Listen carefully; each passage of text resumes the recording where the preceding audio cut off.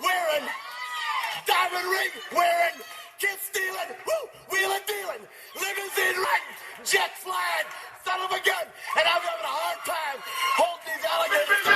You're talking to the Rolex wearing, diamond ring wearing, kid stealing, wheeling dealing, limo jet flying. We Ric Flairing on them niggas.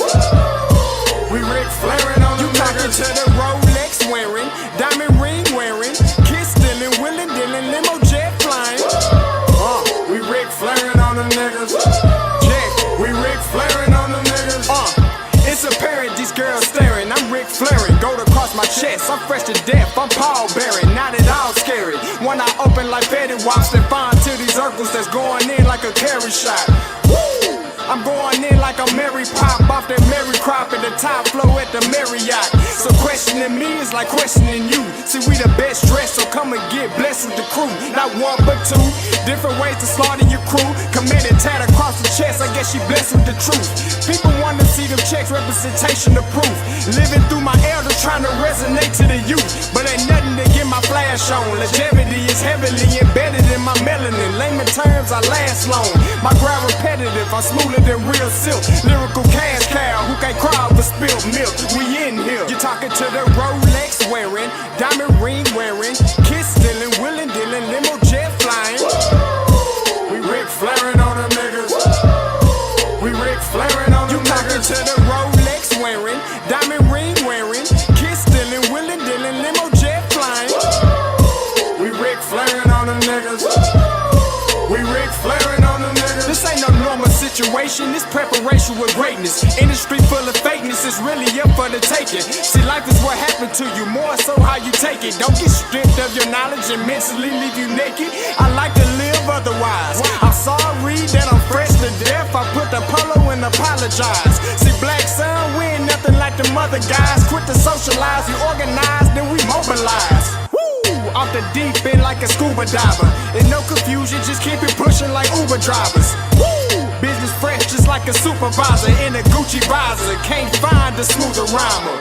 You're talking to the Rolex wearing, diamond ring wearing, kid stealing, wheeling dealing, limo jet flying. We Ric Flairing on them niggas. We Ric Flairing on them niggas. You talking to the Rolex wearing, diamond ring wearing, kid stealing, wheeling dealing, limo jet flying. We Ric Flairing on them niggas. We Ric Flairing on them niggas.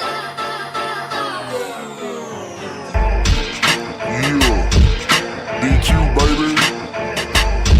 Shout out that boy Nigga for that fire track. Hey, Black Sun, sun up. What's up, Vinny Vegas? What in Vegas? Yeah. Shout out Pharaoh's Kids, D-Phase, yeah, Moseby, yeah, Ric Flairing on them, Ric Flairing on them, Ric Flairing on them, Ric Flairing, sun up, baby.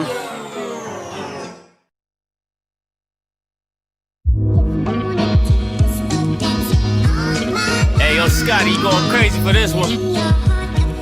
We see what you're doing, we salute you. Hey, let's get it started. It's Backpack Capital One. What's in your wallet? Got a call from my man A. Scott. I said I got it. Love that you highlighting all of these black colleges. Try to pay me for doing this. Look, bruh, if you don't get off my line with that foolishness, voice of the swag, pull up where you at, no cap. If the Brody is speaking the soft facts, my advice, tune in to every show. Captain Petty, but we know that the sergeant is with the smoke. Speculate, just tell me what is we doing. Get into it, okay, look, I'ma say this and keep it moving. My boy Scotty, man, he offered the least. Black grad, paying college, I'm glad that he called me. Walking, cause we all been taught that talk is cheap. Even primetime knows Scott for the HBCU streets.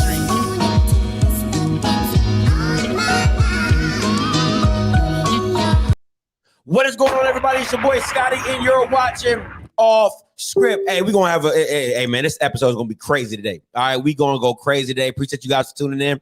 It's over 100 people in here already. Make sure you like the gosh darn stream. Make sure you like the gosh darn stream. All right, appreciate it. Shout out to, listen, Happy birthday to the lovely lady of Paris. Hey, shout out to her. Today's her birthday. We wished her a happy birthday. Play some I Like It. That was for her birthday jam. Today is her actual birthday. Y'all make sure y'all tell that lovely lady in the chat happy birthday. All right. Shout out to Paris. Shout out to Paris. Shout out to Paris. All right. Also, listen, the funniest thing I see about one thing I love about this channel, right? Other than it's mine, is that, you know, in the chat, people be like, hey, like it's a family reunion up in that mug. Like, they be like, hey, haven't seen you.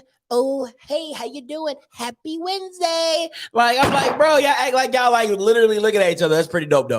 It's pretty dope, the little chat community. I love it. Make sure you like the stream as always. And listen, man, public service announcement. I want to make something very clear. There's one thing people should know about me, all right?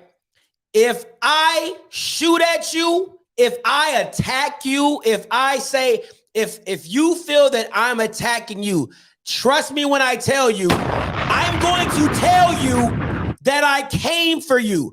I'm going to announce it. I'm going to say why I'm doing it, and I'm going to shoot my shot. And when I shoot, I don't miss, okay? I'm like Steph Curry on them boys. When I shoot, I don't miss. Now, there's a thing called collateral damage. It happens, right? So my intentions of the incident of, if you know, you know, was not to bring anybody down. It was simply to show a correlation between second chances. That's it. That is all I'm telling you. If I want to shoot my shot at you, if I want to come for you, trust me, I don't hide it. I show my hand and I'm throwing the rock, okay? And I'm telling you, I'm throwing the rock. I just want to make that very clear, okay? Just want to make that very clear. Also, once again, for my haters, listen, I converse with my conscience committee. You know, I'm a great listener. You know what I'm saying? I take advice very well. And my conscience committee member said, Scotty, I said, He said, man, don't push these haters away. Don't tell them to unfollow you. So you know what the new slogan is? If there's any haters in here right now that don't have nobody to hate on, feel free to hate on me. Oh! That's what we doing out here. Once again, if there's any haters out there and you don't have nobody that... If there's any haters in here right now that don't have nobody to hate on, feel free to hate on me. Okay, I'm in it. I'm in it to win it. All right, feel free to hate on me. Shout out to Cat Williams for that. All right, let's get into the show. Art Briles has, listen, so this is what I've been told. All right, this is what I've been told. That the deal is imminent. Okay, I've been told that the deal is imminent. So it's not unofficially, you know how I do, unofficially, you're looking at the new offensive coordinator for Grambling. You're looking at the new offensive coordinator for Grambling. All right, Art freaking Briles. Later in the week, I'm probably going to have some clips of his offense, his style. We're going to break it down. We're going to talk about it, things like that. But as of right now, the show today is the art of second chances and having the opportunity and why he has been given this opportunity. And I'm going to highlight some of his accomplishments at Baylor, but why he should be given the opportunity of taking the job and having the offensive coordinator position, and because he's damn near qualified. Okay, and let me open these call lines up before I get going.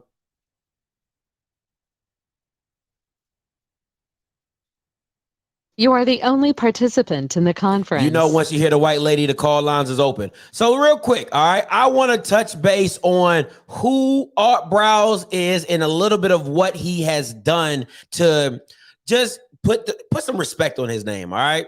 So let's get it. And caller, I know you're on there. Dre, I got you. I'm going to get to you after I knock out these accomplishments and stuff like that. All right? Listen. My thumbnail game is going up. My thumbnail game is going up. The art of second chances. You like it. You like it. You like it. I know you do. I thought it was pretty clever. I did. I was like, that's pretty clever. Don't steal my stuff, though. Okay. All right. Accomplishments by Art Briles. The Baylor program before Art Briles got there was 35 and 101. I know a university, Laxton State, that had just as bad a winning record. Just as bad as her winning percentage. Laxton State. So, you know, if you didn't get prime, you should have been looking at Art. Okay, I just want to make that very clear because that's a damn near the same period as y'all. If we're being honest, I mean, 10 years of being trash, and now you got the 1 year. But it's either to each his own. Art Briles, since 2008 when he got the job, he had gone 22-8 until 2011. This is why Art Briles is legendary in Texas. Briles is credited for bringing the spread attack to Texas high school football. That is exactly why he is a legend. Now, mind you, he coached at 4A Stephenville, okay, and did really, really well there. All right, before getting the job at University of Houston, Texas Tech, and then going to Houston, then going to Baylor. All right, so he is credited. Now, think about this: Texas spread attack. You're talking about Matthew Stafford. You're talking about Drew Brees. You're talking about Colt McCoy. You're talking about RG. You're talking about he's not a Texas guy. I'm talking about Texas, Patrick Mahomes, guys from the state of Texas, quarterbacks from the state of Texas that have all done really well in spread attacks and have gotten their name out because of that style of offense. So that's why Art Briles' names rings bells in the state of Texas, okay? Lastly, this provided the launch pad to the head job at Houston in 2003. There, Briles took a Cougar team that was only one season removed from 0-11 and hadn't hit double digits since 1990 to a 10-4 mark in 2006. The run included Houston's first Conference USA title. When I tell you to put some respect on Art Briles' name, I'm telling you the guy is done it. Okay, RG3, appreciate that. RG3 as well. So when I tell you to put some respect on Art Briles' name, put some respect on him. He is not a real estate agent. All right? This is not a nepotism hire. He has credentials. He has proven himself on all levels of football. So once again, put some respect on my man's name before you out here talking about he don't deserve an offensive coordinator job. People in the SWAC have gotten hired for less. People in the SWAC have gotten hired because they know what an offensive lineman look like. People in the SWAC have gotten hired because such and such's mama babysitted me when I was growing up, and now her son is the head coach of someplace. Put some respect on my man Art Briles' name like he don't do that. He does this. He puts in the work. He is putting the work. He has revolutionized offenses in college and in high school. Stop playing with my man. All right, stop playing with him. Okay, so before you go down the rabbit hole of what he ain't did or what he didn't do or all the public opinion, the public court of opinion law that you want to talk about, to say this is not a great hire for the G and for Grambling and for you, you're out your cotton picking mind. Yeah, your cotton picking mind. All right, let me get to this caller. What's up, Dre? Talk to me. You got it. My Key said I got to start putting y'all Bama's on timer, so you got 3 minutes. Okay. I think it's a great hire, especially as him as an OC. He's not running your program. He's not the face, but him as an OC and had to be a coach that's gonna have the cachet and the respect to take the bullets. It's only a couple. You know what I'm saying? You know, that's why Nick Saban gets so much credit, because he could take the bullet and no one's gonna question him if he hired you as the OC. No one's questioning Nick Saban. So Hugh has the cachet to take the bullets for, you know, Art Briles being an OC. Obviously, Dion could take the bullets also. So there's not many coaches in the SWAC that has the cachet to make this type of hire. Absolutely. And have the confidence, because Art Briles probably knows a lot more about offense than a lot of folks in the SWAC. So not only does you have the confidence and the cachet, he's not going to be intimidated by Art Briles. So as an OC, I like that. I don't know if I would have him running my program, but definitely as an OC, when he reports to me, he's a great hire. Yeah, I absolutely agree with you. I think having him as an OC and rebuilding his image that way is an absolutely great avenue for him. And listen, if they do anything with the expectations, if they meet the expectations, best believe in 2 or 3 years he will be a head coach somewhere. He will be a head coach somewhere. But it's a win-win for both, because they get the pipeline to Texas, and also Art Briles is going to be indebted to Hugh. So even if Art Briles can't get him, like, you know what, go to my boy Hugh and Grambling. So it's a win-win for both. Absolutely. Hey, anything else, Dre? So, nah, I'm good. I appreciate it. Hey, man, appreciate the call.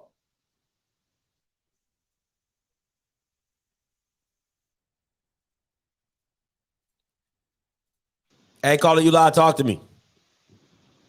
Hey, Scotty, this is Landon. I'm the one that sent you the article yesterday about Art Briles. So, okay, yeah. I'm gonna let you ride. Talk to me. Let me know. Tell me. Give me your whole insight on what Art Briles is, because I know you cover Texas football really, really close.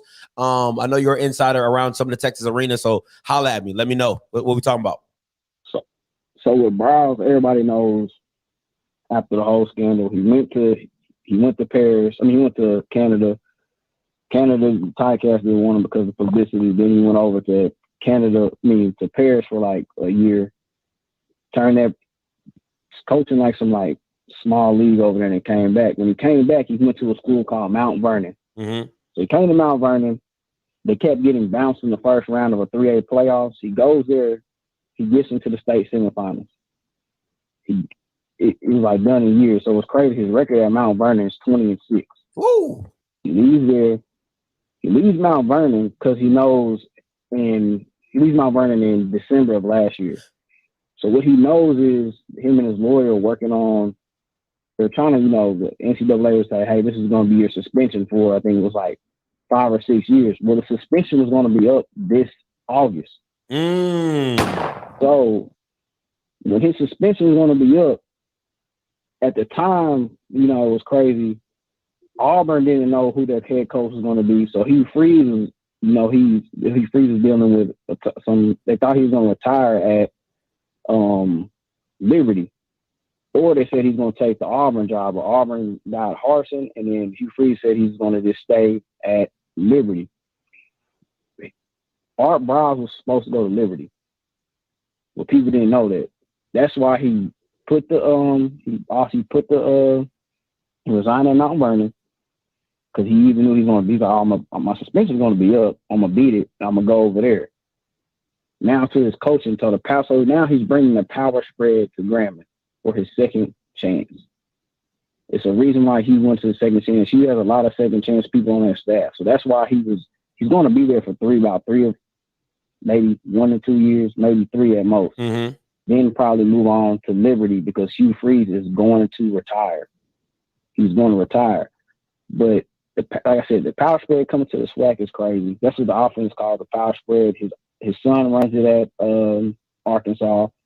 And to look at his son, he's close with his son at Arkansas because he still kind of coaches his son through it. When his son went to before his son was at Arkansas, his son was at FAU. And they had everywhere his son went, they had the top offense in NCAA and FBS. So he's been coaching him. It's kind of like with the Shanahans. Briles has been doing the same with his son. Then all his predecessors you have to think of. Y'all know Kenny Sullivan was under him. You have another dude out here that's in like Lake Travis called Hank Carter. Hank Carter has won 2 state championships with Lake Travis. After that, what people don't know who his son-in-law is Jeff Levy. And Jeff Levy is now the OC at Oklahoma. Before he was the OC at Oklahoma, he was the OC at Ole Miss. So his coaching tree is crazy. And that's what people like don't know. So like it's the man is like behind the scenes on a lot of stuff where people do not know. So he's not far from the game. Got you. So real quick before I let you go, because I got a lot of callers. Real quick before I let you go, how successful do you think Grambling can be with Art Briles, in your opinion? I'm gonna tell you, their offense is going to be high flying, high octane. The man's going to fit right in because he's a player's coach. Then I'm thinking about the quarterback at Grambling that they have. So you're going to think about this.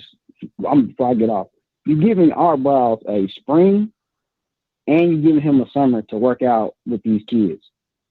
He's going to fit in. It's about to get interesting. Deion's not going to be able to play man because he's going to spread them out so much. He's going to have to get out of man. And another thing, I'm going to say my last point. When you get off in a power spread, it's little things that will throw you off about alignment. He will do this to you. And he did it to TCU. This how he beat Oklahoma. Oklahoma likes to bring their Sam linebacker, the outside linebacker, on a blitz. So he said, you know what I'm going to do? I'm going to move my tackle. Our splits are going to be probably like a little wider. So you know what it does? It pushes the outside linebacker out. Now he can't get to the quarterback as fast enough. So it's small things he would do to spread you out to make you think, oh, you can't play a man. You're going to have to play a specific zone, or you're going to have to stunt. So it's very interesting. That's what people don't know behind Art Briles. He was coming back to college football all along, but he just needed a break, and the window closed, and now I just got right back open. Hey, appreciate the call, my boy. No problem. Hey, what's up? Blue? Talk to us. What's up, man? So you gotta update me, man. You know, I met Cut at the HBCU Legacy Bowl. So me and him have been busy, man. How is it like 100% Art Briles is coming? So from what I've been told, it is like 90% the deal is done. Like it's imminent that he's a lock for this offensive coordinator position. You know, anything could fall through. You know what I'm saying? Listen, that's how life works. So, you know, I always do unofficially, officially, but it's close. It's really, really close to being a done deal that he's going to be the offensive coordinator. So what's your opinion? And shout out to y'all for covering the HBCU Legacy Bowl. You know what I'm saying? Doing y'all thing down there. But talk to me. Man, listen, it's unfair because you automatically have the 2 best offensive minds in the SWAC on the same team. Yeah, I mean, there's no question in my mind the 2 best offensive minds in the SWAC are going to be Art Briles and Hugh Jackson. And then you probably can put, you know, Willie Simmons in that conversation and everything like that. Yeah. But it's going to be a problem. And I don't know, you know, I'm a big Art Briles fan in terms of his coaching style, because I mean, his son is the key to Arkansas rebuilding and being a top 10 team this year. I mean, the people from his coaching tree, from Gus Malzahn to Hugh Freeze and everything like that. I mean, Scotty, I mean, I don't even think you understand, with all those wide receivers, with Halloween coming in, if Halloween develops like I think he can, he is going to win a SWAC Player of the Year before he graduates. I mean, you look at the quarterbacks that he's developed at his time at Baylor, and, you know, everyone says that, you know, it's just a 4 verts, like we're just going to throw it over your head consistently, but it's not that. What it is it's a very similar scheme to something like a Southeastern Louisiana ran, where he wants to spread you out, but there's still a mix of power run game in it, if that makes sense. So what's he going to do is when he spreads you out, if he has the advantage in the box, he's going to run some sort of power, a power run. He's going to run a trap. He's going to run somewhere in the A or B gap because he's going to have the advantage in the box. And so what it is it's almost like an RPO system in regards of not like a RPO where he's going to throw like a screen, but an RPO where the quarterback's going to evaluate at the line of scrimmage and they have 3 plays in their head at all times. And depending on how you line up, they're going to run whichever of the best 3 can exploit your mismatch the best. And to me, that's where offenses take a next level because you can't change anything on me because I'm basing it off of what you're doing. And it's simple math. It's simple mathematics actually, because football is mostly math. So if you have a light box, which is usually 7 or less, I'm going to run the ball. If you have a heavy box, which is 8 or more, I'm going to pass the ball. It's just that simple. So, I'm going to absolutely love it. Now, let me ask you this. The success that his son has had at Arkansas, what do you see that translating down to Grambling? Well, his son's running his offense. And if it's working against the best defensive minds in college football, a Kirby Smart, a Nick Saban, whoever else you want to put up there, I forgot LSU's D coordinator's name off the top of my head, but it's successful. I mean, KJ, the quarterback for Arkansas, had a ridiculous year, and they ran for damn near 400 yards on multiple teams this year. Wow. I mean, and this was his son's like first or second year in the scheme, so he doesn't even have all his players. So what it is the scheme works with any player you put into it, really and truly, because for a quarterback, all you need the quarterback to do is make the right decision. They like quarterbacks that can throw deep down the field, but what they're going to do is okay, here's your mismatch. If that's not there, you know where to go next. And it's all about the quarterback just being a smart decision maker. For Art Briles and Kendall Briles, all they want to do is the quarterback, if it's a 5-yard gain or if it's a 75-yard touchdown, all they want you to do is make the right mistake and don't turn the ball over. Don't wreck the Ferrari because their offense is a Ferrari. And that's why he put up stupid numbers in the Big 12 every year, because the defense was lackluster. The defensive scheming was lackluster when he was in the Big 12. It's gotten a lot better now with the Dave Aranda or someone like that being in the Big 12. But back in the day, man, they were putting up, their quarterback was throwing for 4,000 or 5,000 yards a year, and they would have a 1,000-yard rusher and another one that was probably rushing for 500 yards. Come on. Ridiculous. And, they turned out wide receiver after wide receiver after quarterback after quarterback. And it really and truly, it's a simple offense, but nobody can figure it out, man. And me and you have talked off camera about how simple the defensive schemes can be sometimes, in the SWAC. Facts. Where if it works, they're not going to go away from it. And I saw in the comments, someone was like, man, I forgot which team they compared it to. If you just go out there and run cover 3, the quarterback's going to throw for 600 yards on you, because he is going to know exactly where the deficiency in whatever coverage you run. And really and truly right now, looking across the SWAC, the only team that has the definite secondary to maybe hang, with the additions they made this offseason is Jackson State. But Alabama A&M, are their DBs going to develop? How does FAMU replace, their 2 best DBs and Marquise Bell and Antoine Collier? So for me, I think this is going to be dangerous for the SWAC, man. I think this is in my opinion, I think this is the best coordinator hire this entire offseason that anybody in the SWAC has made. This is a game changer. Like, he's so good, he should be a head coach in the SWAC. It's almost ridiculous that they got him as a coordinator. Man, Blue, you got me excited, bro. And I said on the last show, I said, bro, if I would have done the bandwagon signing day closer to the season, 9 times out of 10, I probably would have been wearing black and gold right now. I am not even gonna lie. I'm not even gonna lie to you. I'd be wearing some black and gold right now, because it's this is the thing with me, right?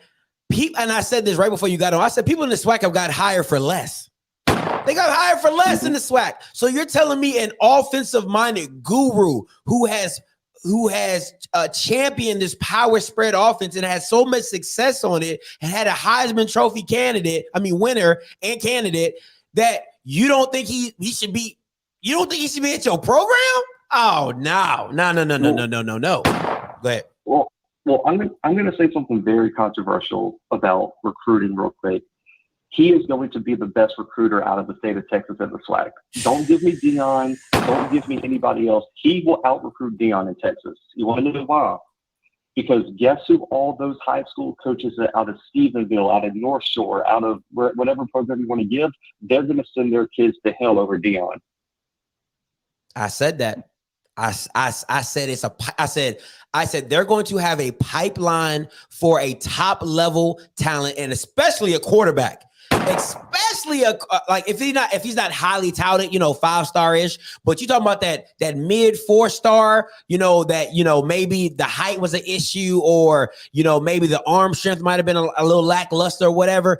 That is going to be a pipeline to Grambling, simply because Art Briles' name rings bells in the state of Texas. It just does, flat out.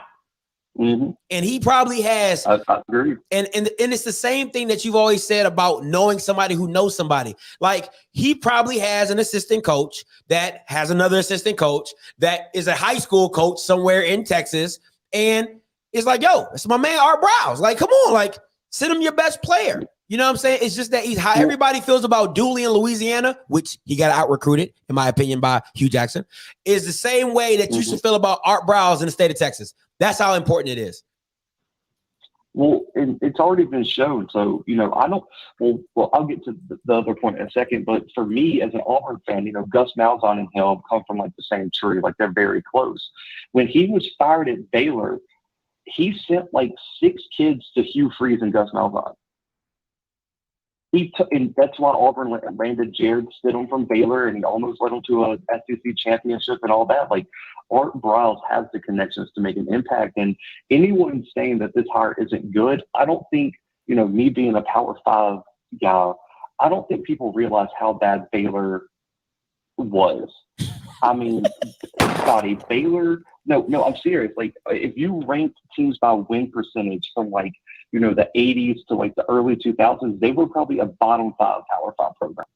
Nobody could win there. Even Kevin Steele, who is a great defensive coordinator for Auburn and is coaching at Miami now under Cristobal, he went like 1-20, I think, at Baylor or something like that. I mean, if they won 3 games in a year, Scotty, it was a good year for Baylor. And he went into Baylor from Houston and won 2 Big 12 titles. 2, and had 4 10-win seasons at Baylor. I don't think people understand. I mean, that would be like going into Duke right now and letting them win the ACC 3 times. Ooh, great analogy, Blue. I mean, because they trash. Great analogy. That's how. Baylor was atrocious because they weren't landing the recruits. All the top recruits in Texas were going to Texas, Oklahoma, Texas Tech, Arkansas, TCU, LSU. Like, everyone was picking out of their backyard. But with hiring a guy like Art Briles, who had the high school, pipeline for Texas talent, they were able to turn that around and build a wall around where Baylor is in Waco, Texas, and that surrounding area. So I think Grambling, being where they are, in the state of Louisiana, right there next to Texas, man, listen, the SWAC is in trouble. You better recruit some defense, or Art Briles and Hugh Jackson are going to put 50 on your head every Saturday, and there's nothing you can do about it. I'm loving it. I'm loving it. Hey, Blue, appreciate it, man. Appreciate you, man. Hey, are you dropping any content with the HBCU players at the Legacy Bowl? How's that going at the Legacy Bowl? How's that? Man, it's going good, man. I've seen a bunch of scouts from a bunch of different places. I got delayed on my trip yesterday, but I talked to Cut. He said Akil Glass is spinning it. Their practice is this afternoon, so I'll have some film on Akil Glass and some of the SWAC players. But yesterday, because at the MEAC team practice, man, listen, I think the only SWAC player on the team is Marquise McLean, and him, and like, he is just a freak athlete, man. When I tell you everything from the combine he is living up to, I mean it, man. He just looks faster, bigger. Like, he doesn't look like he belongs at the practices right now. And Zafir Kelly from South Carolina State, man, just looks like an athlete. When you look at the DBs, you can point him out even if you didn't know him. You'd be like, who is that kid? Number 0. Like, he just had, like, Scotty, you'll know because you played. He just has the aura around him, like the swagger around him, where you're like, I know he's different just standing here. I told you. And I told y'all. I don't know how to put my finger on it, but he balls out. And then also yesterday, I know this is mostly a Slack channel, but the kid Trey Gross from Delaware State is a baller, Scotty. Okay. Let me tell you, I'm talking about. There were scouts and other media platforms saying that they think he could be a top 5 receiver in the NFL draft if all things were fair. Woo! No. He was so good. NFL Network, like they did Akil, went on the field at the end of practice and told him to come straight there and had a live interview with him on NFL Network. Wow. A baller. Yeah, a baller. And then there's a kid out of Norfolk State, man, Deshaun Dixon. He's number 90 this week. And he's kind of like an edge player, and he's like 6'4", 250, and runs a 4.7 according to like the stats they gave us. Man, they were running. They had like a run drill play, like an 11-on-11 run drill play. That kid, he abused the offensive tackle so bad. The defensive line coach was like, "Bro, we're gonna get you out because that kid's not getting any good reps." He was whooping that boy consistently, man. It was to the point where like there were scouts on the sidelines cringing, like, Jesus Christ, this kid is causing a problem. And I got a little bit of film I got to edit up because the Wi-Fi here is absolutely atrocious in this hotel, so I got to edit up the film breakdown a little bit. And then there was a tight end too. I don't remember his name or where he was from. He's not on the sheet they gave us for some reason. I think it's Isaiah Macklin out of North Carolina Central, man. And he had a bunch of good catches in 11-on-11 yesterday, where he just found right in the zone where he needed to be, caught it, and he went and made some plays. So I think those are some guys that stood out yesterday for Team Gaither. And today I'm going to go to the other practice of the Team Robinson, which has a bunch of the SWAC players. So I'll keep you guys updated on that. You can follow the Blue Bloods on Twitter and all that, man. I'll be posting updates, and I'm probably going to try to get a video of film later tonight. Hey, too easy, boo. Appreciate the information, bro. Yeah. Later, man. All right, man. Hey, y'all go make sure y'all follow my boy Blue. My boy Blue, the boy Wonder. All right, y'all make sure y'all go follow him and everything like that. And take any of your questions to the Blue Bloods. All right, the Blue Bloods. You can find them on Twitter, the Blue Bloods. All right, the Blue Bloods. All right, you already know what this symbol is. Shout out to Blue for being there. I was trying to make it, but could not make it. The hotels were just crazy expensive. All right, Coach Harp, talk to me. Hey, Scotty, how you doing? I'm doing well. Talk to me. I know this is going to be a good one. Yes, I had 2 points. First, in regards to what Blue was saying with Art Briles, the Texas High School Coaches Association meeting is bigger than a college or about the same. And everyone looks at Art Briles at that like Master Yoda. So Grambling being right on 20, not too far from Dallas, change is going to come. Secondly, if you look at the power spread versus the air raid, another reason why Grambling will overtake Jackson State. If you look at the air raid, components of that are crossing and mesh routes. But what happens in current football is the linebackers, everybody got faster. It's a 4-2-5. So they just pass it off and don't run with you. So if you look at Mike Leach's progression, he did great at Texas Tech. All right, at Washington, his first year in the SEC, did good. People started seeing what he was doing.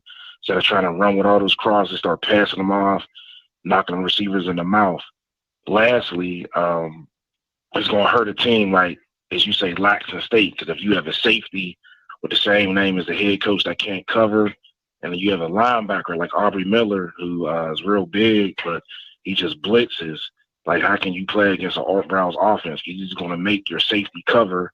He's going to make your linebacker that you blitz all the time cover as well, too. So he's going to take advantage of all those places where you can't hide people, make them cover all the grass. And like I said, I agree with Blue. It's to the skies and beyond for Jackson State. So for Grambling. Let me ask you this, Coach Hart. So if they put, and this is gonna, we about to go straight. I'm telling people right now, if you don't like football, you don't understand X's and O's, I'm about to ask them some real X's and O's. If they go, because they usually go a 4-3, right? Or they'll do the bear, they'll do that bear formation.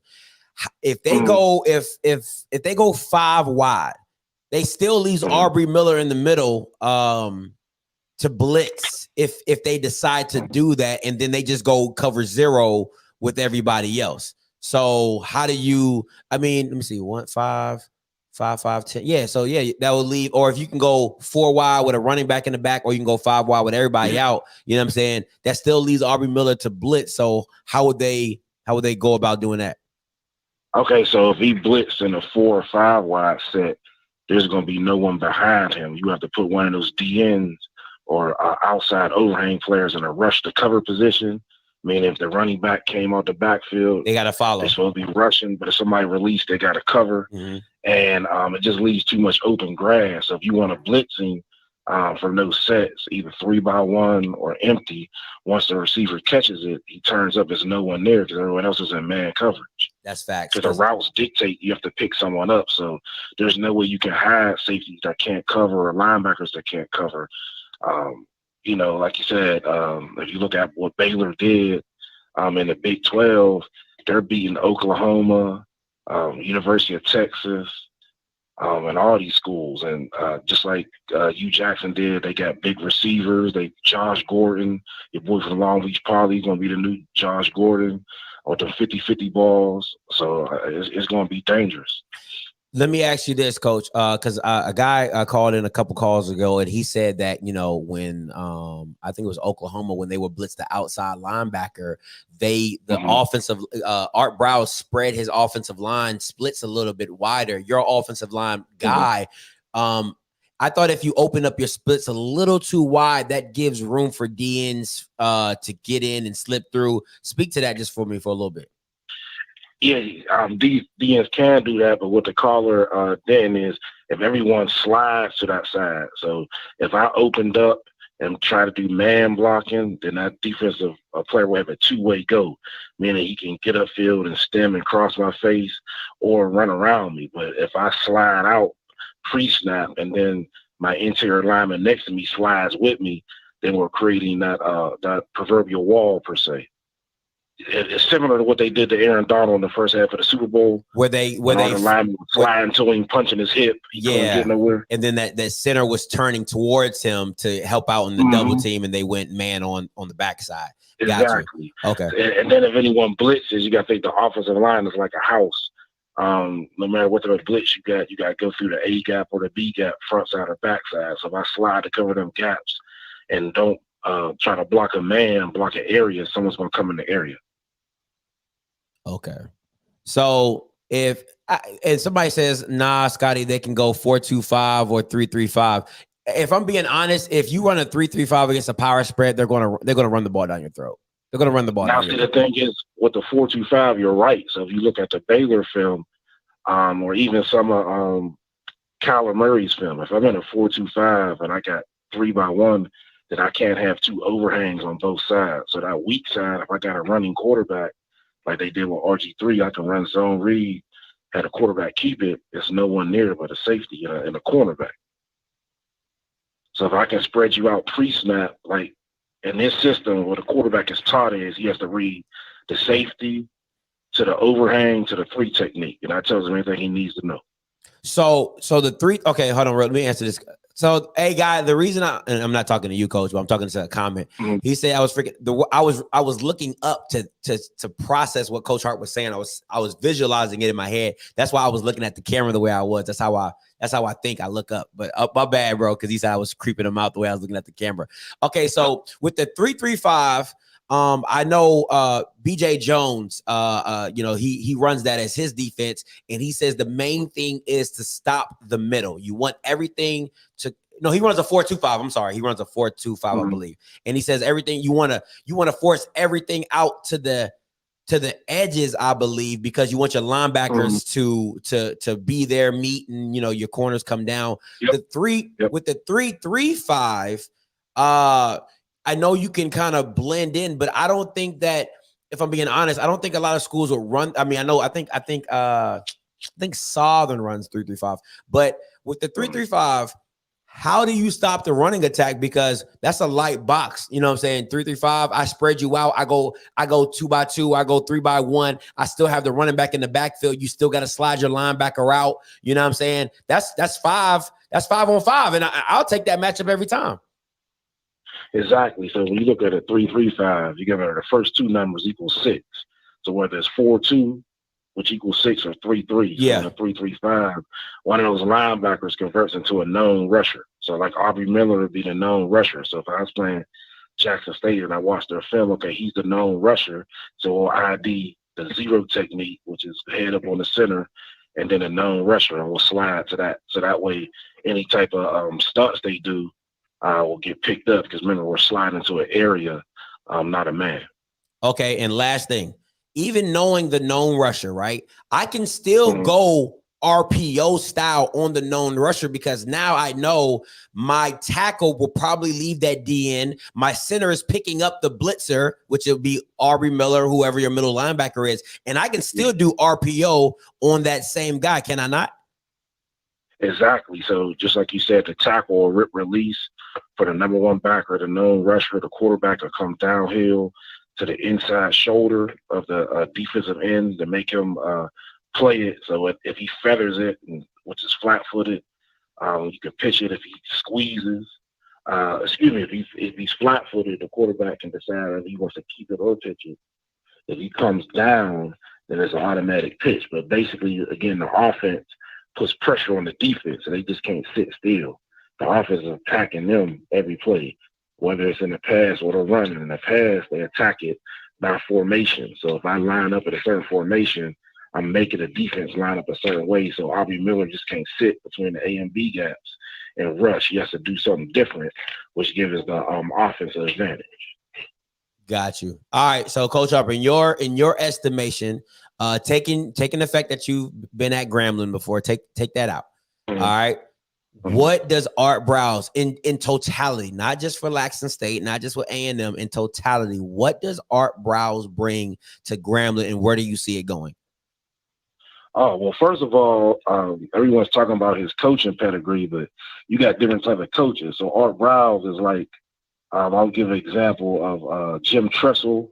He cheated a lot at Ohio State, but he wore a sweater vest. Art Briles does, he just kind of operates, underneath the radar, but kind of wears it openly. So people like that. So all these coaches from Texas is going to, send their players. And then with his scheme, if you look at the SWAC defenses, they're pretty basic. So I think they'll be ate up. They won't know what to do, and it'll actually enhance the SWAC. Regardless of me going to Grambling or not, being a football guy, he's doing concepts that no one in the SWAC is doing except, Coach Dooley and DT. However, what he does is he puts an emphasis on, spreading that out and going deep with it. So instead of dinking and ducking, it'll be real similar to like when I was at Grambling, how the game used to be maybe 5 hours because Bruce Eugene was there, and it was passing all the time. But it's definitely going to change HBCU football in the SWAC. I love it. I love it, Coach. Listen, before I'm telling you right now, before season 2 of OFFScript, I'm going to get a whiteboard, and we go like, because I know people can't visualize what we're saying. A lot. Some guys can, some men and women cannot. So I'm telling you, OFFScript season 2, I'm gonna have me a whiteboard. I'm gonna have me and we gonna talk this thing out. We gonna break it down piece by piece and see what it shows. But I absolutely love it. Appreciate the call, Coach Hart. No problem. Thank you. No problem. Hey, listen. I apologize. I know that might have gone over some people's heads. All right. But I promise you, season 2 of OFFScript, we're going to have a whiteboard. Okay. All right. I'm going to get a whiteboard, and we're going to break this thing down simply, so you guys can see it, understand it. So to know what you're watching and to know what the weaknesses of teams and what the offense is trying to do and what the defense is trying to do. Okay, that's what it is all about. That's what I love about football, is understanding the X's and O's and teaching it in a way so that you understand what you're looking at and why I say the certain things that I say, why I can see that player isn't good at that position and things like that. Going back to what Mr. Morris said about what if Aubrey Miller is not on the What if Aubrey Miller's not on the field? Then you just adjust accordingly, right? There's not many linebackers that can go one-on-one with the great one. No, I'm just playing. There's not many linebackers that can have the foot speed to keep up with a running back. It's not that many linebackers out there. So either way, if you want to go a coverage-based system where you take him out and you put a coverage linebacker in there, there's not too many people that can have the foot speed to keep up with a running back coming out the backfield. And even more, if I use my running back in a Texas concept, and anybody who knows football, a Texas concept is when the running back comes out the line and does a V. We call it a Texas route, right? So you come off the line, you stem it, and you cut it back inside to the middle. You hope the linebacker opens up and ain't nothing but green grass in front of him. So you're definitely not keeping up with that. All right. So there's different levels to this thing. So you can always listen. And on top of that, you got to understand Art Briles and Hugh Jackson have seen it all.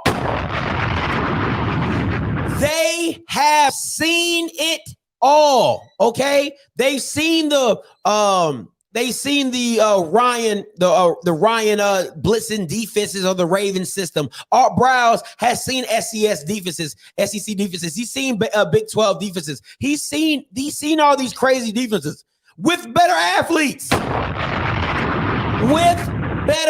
athletes. So what coaching established to do, and what coaching, and this is what I always said, this is why I had such a big problem with what Southern was doing with Ladarius Skelton. You cannot tell me, Zach Grossi, and I love your play concepts, my guy. I absolutely do. But my biggest pet peeve and knock on you is you can't tell me you're an offensive-minded guy and you cannot find space for your most dynamic player on your freaking team. He's good enough to return kicks for you, but he can't line up anywhere else on the field. Make that make sense to me. That's what I have a problem with. Same thing with whoever was calling the plays for Laxton State over the year. Like, Warren Newman was your biggest mismatch next to Malachi Wideman. Explain to me how he doesn't get 10 targets. Explain to me how he doesn't get 8 targets a game or 6 targets a game. He's not in reverses and option routes and whip routes, all type of stuff. I don't get it, man. It's just one thing after another with the lack of coaching and adjustments within the SWAC. That's the biggest issue to me, is the lack of adjustments. And I even blame A&M. I'll even blame A&M for what they did. How in the blue hell do you put a running back to block James Houston?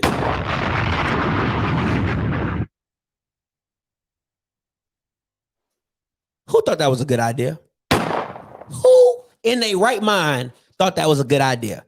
You know what? We gonna get them on this one. We gonna do a play action pass, and we gonna leave the running back to block James Houston. Gary Qualls, all of 5'6", 180 soaking wet on 6'3", 250. All right, you deserve to get whatever you got. You deserve to get whatever you got on that play, and that was a tie turner for them for that game. You know what I'm saying? So it's just little stuff like that that sets me off. It just sets me off. It's just stuff like, who thought that was a good idea? Who realistically was like, you know what? I'm killing them on this one.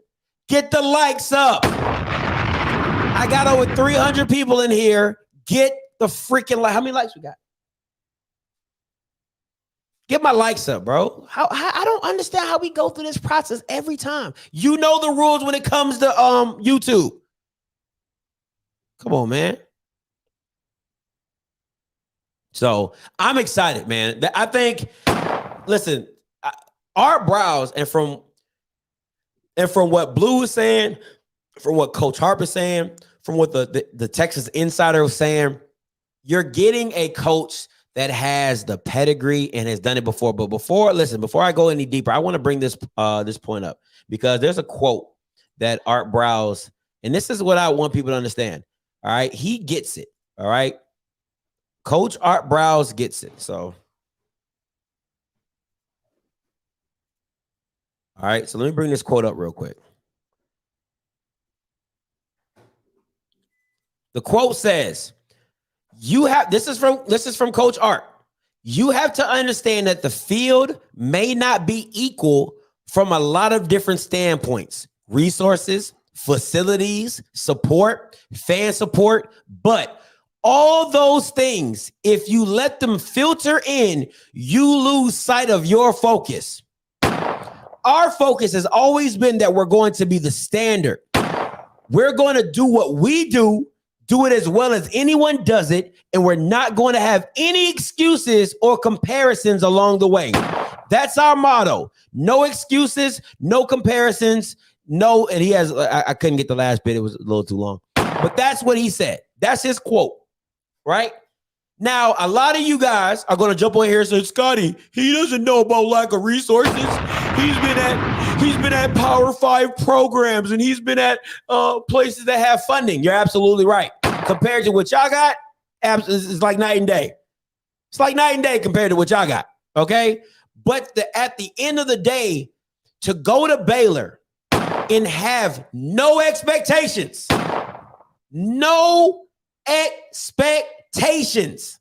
to win, just get better and turn that program around from an absolute travesty to a respectable program with winning and having the expectation to win is a different kind of coach, a different type of man, a different type of mentality. So having this guy on your staff is huge, absolutely huge. If this is his mindset, going into a school with Hugh that doesn't have all the resources, that doesn't have all the fan support, that doesn't have everything that you want at a program, but still being able to see the focus of what? We're going to come in here, we're going to do what we do, we're going to win freaking football games, and we're going to do it our way, our standard. No excuses, no comparisons.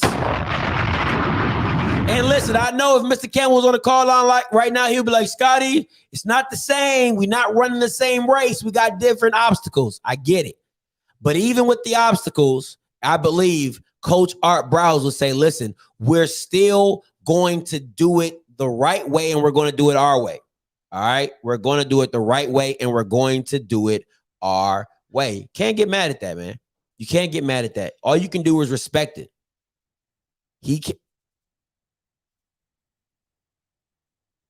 Dog, Dooley can't even outcoach Dion. Dooley can't even outcoach other coaches in the SWAC.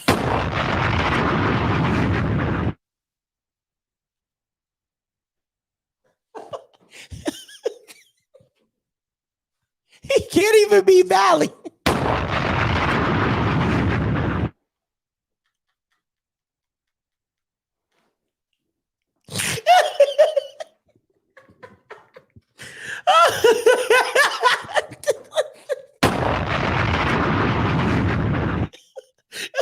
You thought you were saying something. You talking about a guy. You talking about a guy who couldn't even be Valley. Oh my God, my stomach hurt.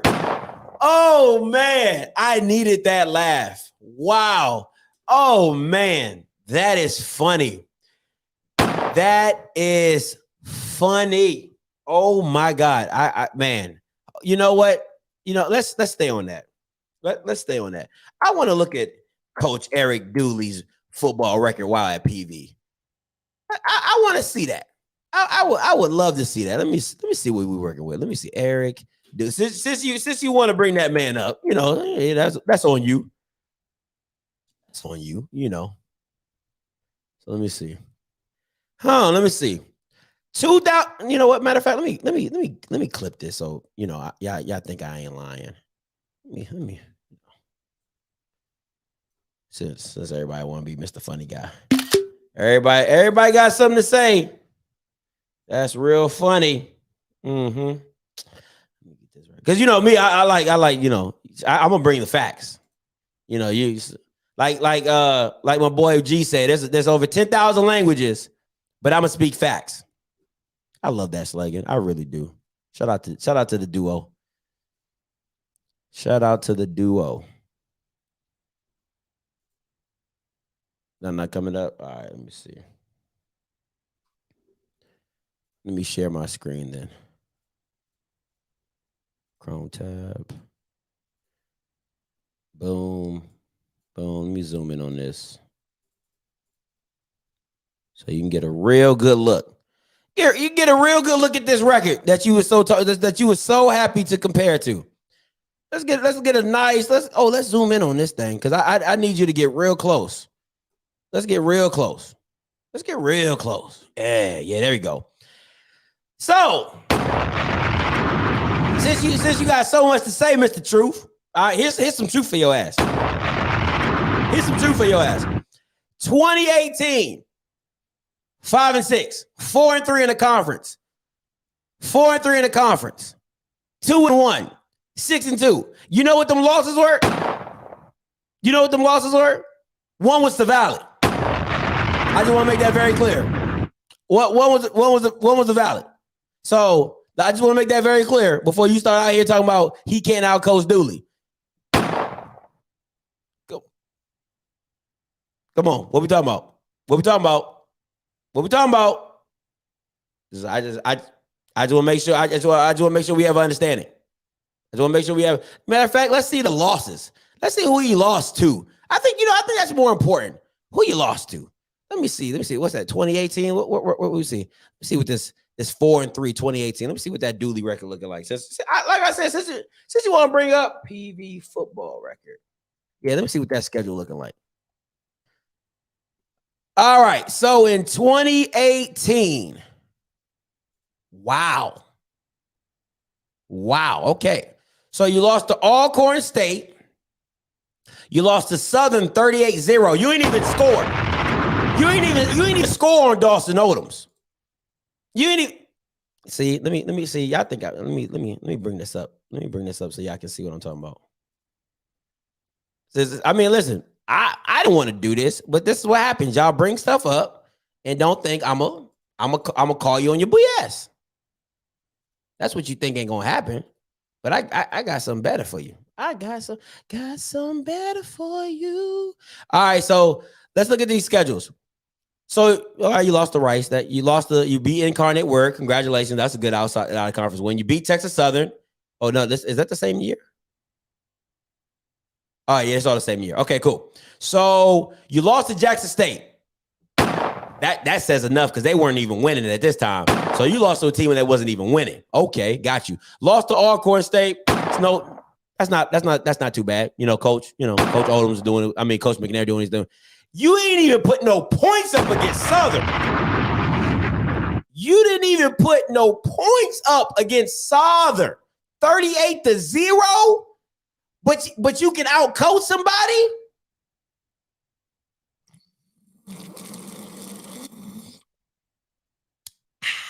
Okay. Check Roger. That's all I'm saying. All right. Beat Grambling. Beat Pine Bluff. Oh, that's actually a pretty good game with Sam Houston State. What else we got? Rice lost to Rice pretty close. So you played all these teams pretty close. Can't get mad at that. But this one right here and this one right here, unacceptable. Unacceptable. That's just my personal opinion. So, I mean, dude, you can't even. But he can outcoach. All right. All right. So, but we'll see it though. That's what that was. That's what that was. You know what I'm saying? We'll see though. We shall see. But I ain't too worried about a guy that couldn't beat Valley. That's all I'm saying. Yep, it was so solid they lost to Jackson State. And we're not talking about Coach Prime Laxton State. We talking about Laxton State, like Laxton State. You talking about like ain't won a conference championship in 10 years, Laxton State. We talking about that Laxton State. 3-8 Laxton State. We talking about that Laxton State. That's who you lost to. And couldn't score against Southern. Make that make sense. Make that make sense. No, you didn't say that. You said coaching. Thanks, babe. You didn't say that. Don't change it up. No, don't change it up. The truth. Don't change it up. You said coaching. That's what you said. So What we talking about? That's what you said. So he couldn't outcoach a 3-8 Laxton State team? That's what you saying? All right. Make that make sense to me, but okay. Make that make sense to me. Anyway, anywho, I absolutely listen. Once again, I don't know who needs to hear this or what, but if there's any haters in here right now that don't have nobody to hate on, feel free to hate on me.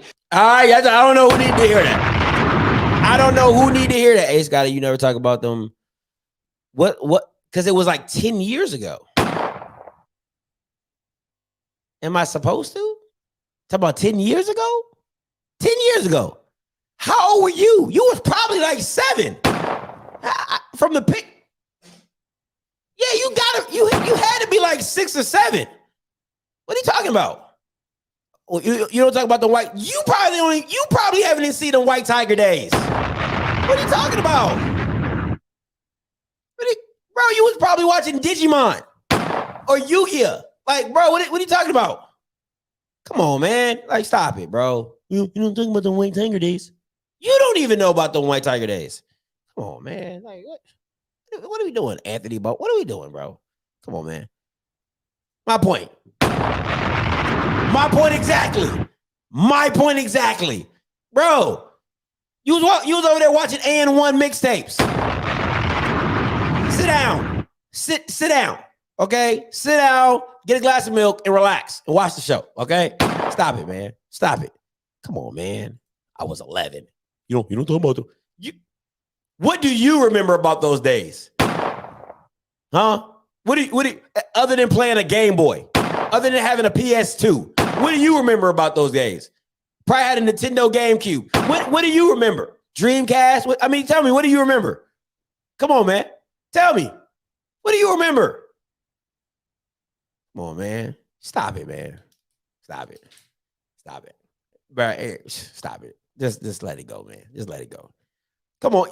You know what I'm saying, Pastor? Like, yeah. I'm just saying, man. That's all I'm saying. Yeah, we did. But we also had a winning record. Come on, man. Stop it. Shout out to my boys. I don't know who. Listen, I don't know if it's Prestige. I don't know if it's the producer on this Joker. I don't know if it's J-Mac. Shout out to y'all, man. I like the little shot y'all took at me off flip. What some J-Mac said? Off flip. I like that. That was pretty clever. Not as clever as me, but it's pretty clever. I give it to you. Listen, I always love a little. I love a little. Hey, that game was hot though. That NBA Street Volume 2 with the game breaker. That was legit. That was legit right there with the game breaker. Oh man, NFL Street 2, NFL Street. He too young. He was probably like 3 when that game came out. Probably like 3 or 4 when that game came out. He don't know nothing about that. He don't know nothing about that. Talk about some White Tiger days, boy. Your dad probably whispered that into your ear. Hey, tell us. Hey, I don't know how to work that chat. Tell that young man to talk. Why don't we talk about the White Tiger days? Why don't you, Dad? White Tiger? Who's that, Dad? Dad, who's White Tiger, Dad? I'm gonna put that in the chat. Come on, man. Stop it, man. Stop it. So it is what it is, man. Off the heezy. Talk to him, Paris. Off the heezy. You know what I'm saying? Yeah. So you're telling your age? Yeah, I am telling my age. Just a tad. You know what I'm saying? So I'm just, it's just funny to me. Boy was 11 talking about some White Tiger. Oh, I got you. You know how I get down because I'm petty.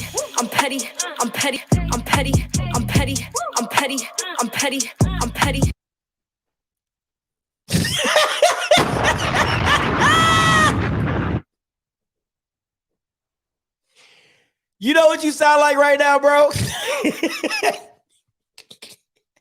Sound like Cuba Gooding Jr. of Boys in the Hood. Oh, so you a man now. So you a man. You gonna make man decisions. Because you a man now. You know what I'm saying? Boy, sit down, bro. Sit down. It's okay, man. It wasn't in your era. It's okay, man. What, 10 years ago, 11? That was what? 2011. So you was on, you had just kind of gotten to T, you were just coming into T-Pain, you know what I'm saying? Welcome to the good life. That was, that was you. That was you. All right. So come on, man. Come on, man. Stop it. Stop it, man. Stop it. Come on, man. Let it go. Let it go. Shout out to the baby. Shout out to the baby. Oh, man. Hey, come on, man, bro. Just be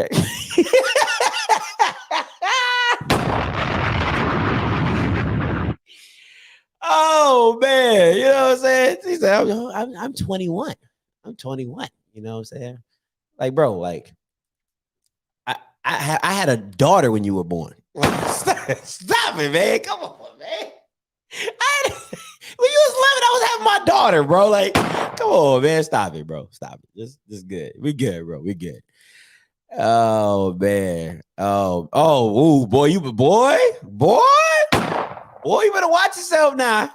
You better watch yourself now. You listen, you get jumped on in this chat now. They'll come for your head. All right, you better watch it. They'll come for your head now. Breath smelling like something. Oh, yo, we gonna get into that. Hey, I'm glad you said that, P. We gonna get in that tonight. I'm gonna talk about the tight end that they got, and I'm gonna talk about their schedule. So yeah, we definitely talking about the night. So come back here at around 6:37. We definitely gonna talk about that. We definitely gonna talk about around 6:37. All right, so make sure you tune back into that.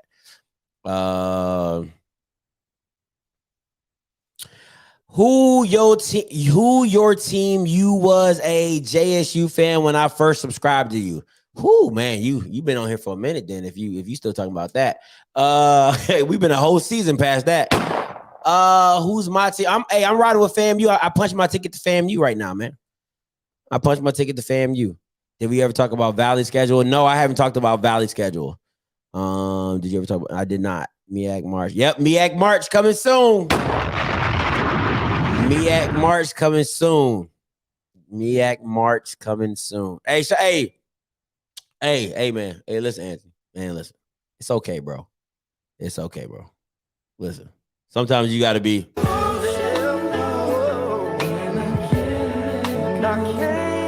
You don't even know who that is. You don't even know who that is, probably. I don't even know who that is. I don't even know who that is. But it's a great song. It's a great song while you're playing. Oh man, let me see what my boy Spotlight up in here. And that has a schedule you think Jack State had. They played up to go. Man, listen, man. You trying to rustle up the bull, bro. They don't want the smoke, bro.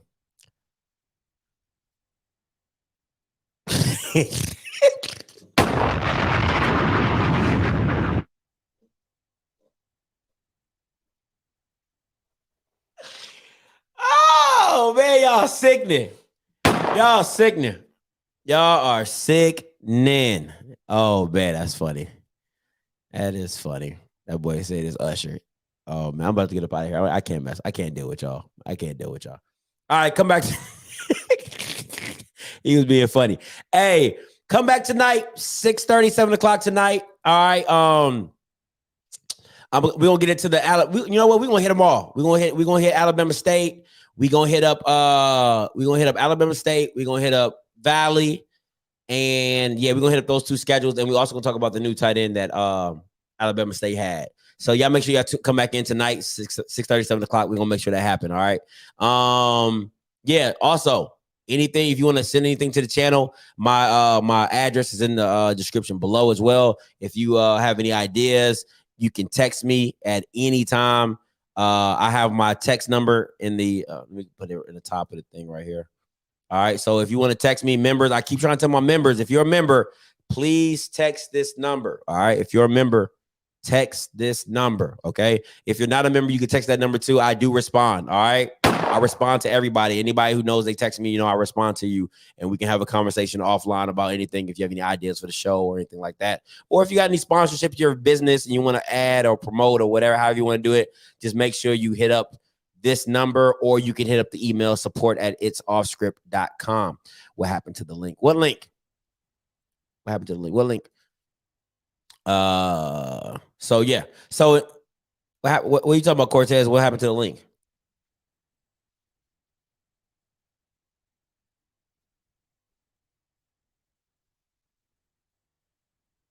Okay, so that's taking too long. All right, so until next time, guys, you know what I'm going to do. I'm going to holler. God bless.